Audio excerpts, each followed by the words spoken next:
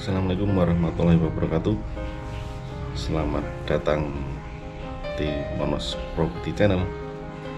Apa kabar teman-teman? Semoga teman-teman semua selalu dalam keadaan sehat walafiat, tidak kekurangan satu apapun. Untuk video kali ini bukan untuk review rumah atau tanah ya teman-teman. Oh ya, mungkin para subscriber, para pemirsa video kami mungkin ya belum pernah lihat ya orangnya. Monos Property itu wujudnya kayak apa ya? Saya adalah kita ya yang punya channel Monos Property Channel. Maaf ya, ini dari kemarin itu hujan ya teman-teman ya. Jadi mau review mau keluar itu waduh hujan terus ya. Drone-nya nggak bisa terbang kalau hujan ya teman-teman ya. Nggak bisa kemana-mana. Mungkin bentar lagi kalau ini udah nggak hujan, udah reda, saya keluar mau review ya. Review tanah sawah di antara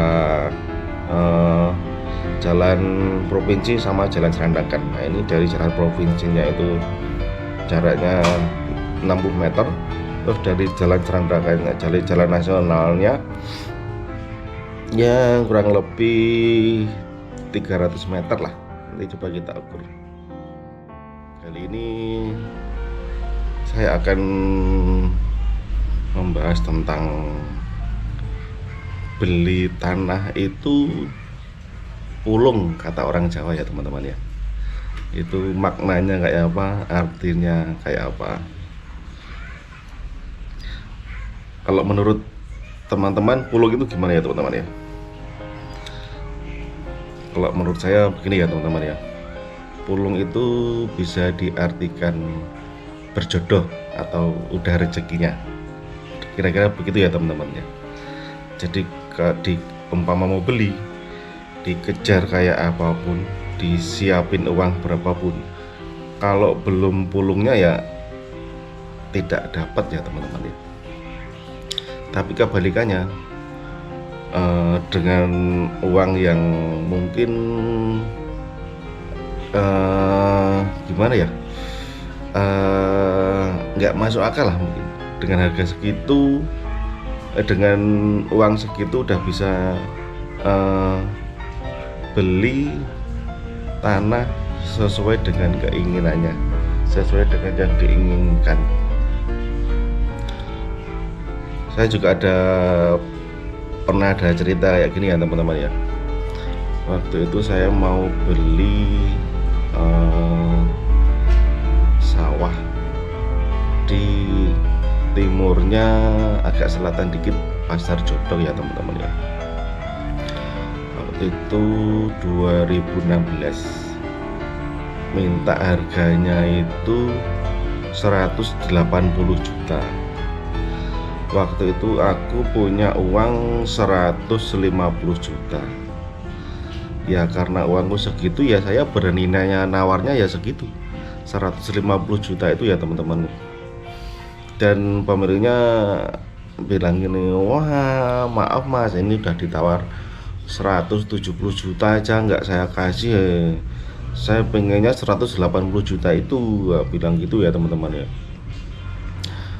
Tapi karena kemampuan saya cuma segitu ya saya tetap segitu, saya nggak cari utangan, nggak saya naikkan tawarnya, nggak. Ya kalau boleh ya segitu, kalau nggak boleh ya monggo silahkan dijual yang lain ya gitu ya teman-teman ya. Singkat cerita pokoknya nggak boleh. Terus waktu itu 150 juta itu saya rencana dulu mau jual dulu mobil Avanza ya teman-teman ya. Dan singkat cerita, selang 2 minggu itu maklarnya ngabarin saya WA, mas ini akhirnya sawahnya mau dikasih mas 150 juta. Nah, waktu itu saya pas pas menjual mobil, pas laku juga, pas dia WA itu laku 141 juta ya teman-teman ya. Akhirnya saya terus ya oke, saya meluncur ke sana. Nah, ternyata posisi sertifikatnya kan di bank, terus cuma minta DP buat ngelunasin hutangnya itu dulu. Hutangnya masih kurang 7 juta, minta 10 juta yang saya kasih. Alhamdulillah waktu itu langsung keluar ya teman-teman ya, langsung keluar, masuk notaris, proses deal di angka 150 juta dari permintaan 180 juta. Ya intinya gini ya teman-teman ya, kalau beli rumah atau tanah itu jangan terpancing dengan permintaan ya teman-teman ya, terus mainnya feeling aja ya, wah itu kira-kira harganya segini, terus saya dananya segini, beraninya segini, ya udah tawar segitu. Tapi ya terus jangan mentang-mentang gitu ya teman ya, terus mintanya gini ditawar, walah paling separuhnya juga boleh, nawar separuhnya itu nah, kayaknya kayak gimana gitu. Tapi ya bisa jadi deh teman-teman, dan saya malah pernah itu dealnya itu di bawah setengah harga permintaannya teman-teman ya. Pernah ada teman nawarin rumah di Santin sana ya, dia minta itu 150 juta ya teman-teman ya. Terus waktu itu saya pengen nawar 80 juta aja, saya nggak sampai hati ya teman-teman. Nah, selang beberapa bulan ada kabar kalau tanahnya itu udah laku ya teman-teman ya. Dan lakunya berapa? Lakunya itu cuma 60 juta. Gila nggak itu? Dari 150 juta laku 60 juta. Karena sangat BU banget ya orangnya waktu itu. Terus saya ketemu orangnya, saya tanyain, gimana Lek? Katanya udah laku 60 juta. Iya, nah kenapa? Dulu sama aku mintanya 150 juta. Ya salahnya kamu nggak mau nawar, kalau berani nawar itu ya tawar aja, bilang gitu orangnya. Wah aku ya nyesel juga, aku nggak nawar, padahal mau nawar 80 juta waktu itu, malah laku 60 juta. Terus ada lagi ya, waktu itu mau jual sawah juga ini ceritanya. Sudah ada pembeli di angka 200 juta, dia minta diukur ulang. Terus wah pokoknya pembeli ini sangat ribet sekali, minta ini nanti. Udah saya ukur ulang, udah manggil orang BPN, udah manggil saksi yang kanan kiri depan belakang, Pak Duko juga.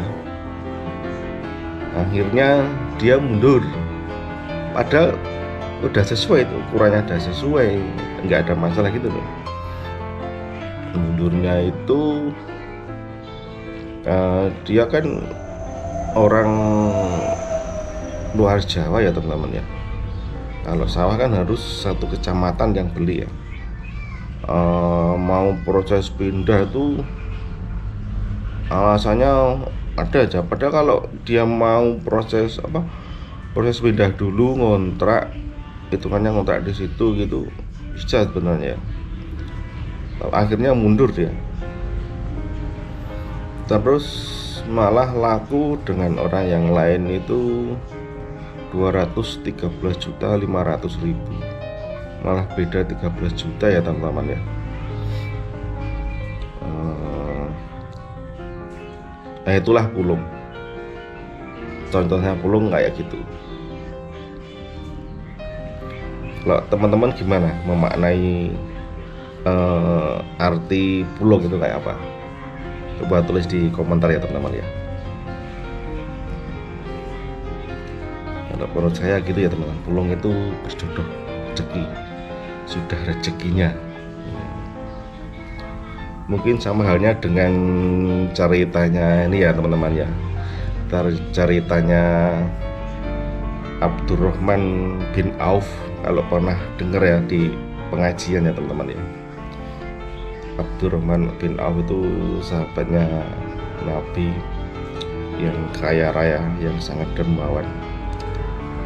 Terus ketika mendengar ceramahnya Nabi Muhammad bahwa untuk penghisapan amalan, penghisapan harta benda kita di akhir zaman itu, untuk orang kaya itu memang lama karena yang dihisap banyak jumlahnya teman-teman ya. Beda halnya dengan orang yang tidak kaya, mungkin karena yang dihisap itu nggak banyak, cuma dikit seret langsung lanjut ke proses berikutnya. Kira-kira begitu ya teman-teman ya. Setelah mendengar ceramahnya itu, dia malah pengen jadi orang yang tidak kaya. Terus gimana caranya biar hartanya itu segera berkurang dan tidak kaya. Terus waktu itu habis perang Tabuk itu, para petani kurma itu udah, karena habis perang kan nggak terurus, jadi kurmanya itu banyak yang busuk ya teman-teman ya. Ini kesempatan Abdurrahman bin Auf untuk menghabiskan hartanya ini untuk membeli kurma busuk itu yang mungkin waktu itu nggak ada gunanya ya teman-teman ya. Nah akhirnya dibelilah semua kurma itu yang pada busuk-busuk itu sama Abdurrahman bin Auf itu dengan harga yang normal. Ditampung segitu, beberapa petani menjual ke situ sampai hartanya habis. Tidak selang begitu lama, ada kabar bahwa di daerah Yaman itu terkena wabah penyakit dan hanya bisa diobati dengan kurma busuk ya teman-teman ya. Nah itulah pulung. Terus raja menyuruh utusan untuk mencari informasi siapa di mana ada kurma busuk, mau dibeli dengan harga 10 kali lipat harga kurma yang normal. Begitu ya teman-teman. Nah akhirnya kabar itu sampai ke raja bahwa yang punya kurma busuk itu Abdurrahman bin Auf. Akhirnya didatangin utusan raja untuk membelinya, dan akhirnya ya jadi kaya lagi dia, malah naik 10 kali lipat dari asetnya karena dibeli kurmanya dibeli dengan harga 10 kali lipat itu ya teman-teman ya. Ya mungkin dia sudah ditakdirkan jadi orang kaya mungkin ya, jadi sak pola-polai duit. Nah itulah pulung ya teman-teman ya. Kalau ini di kurma bukan di tanah. Ya mungkin untuk video kali ini sekian saja. Ada juga nanti review rumah, bukan rumah, kandang sapi tapi ada rumahnya, bagus nih teman-teman, yang luasnya 880-an. Kandang sapi dapat bonus rumah sama limasan ya, buat nampung pakan, buat nyantai gitu ya teman-teman. Oke, sementara sekian dulu untuk video kali ini.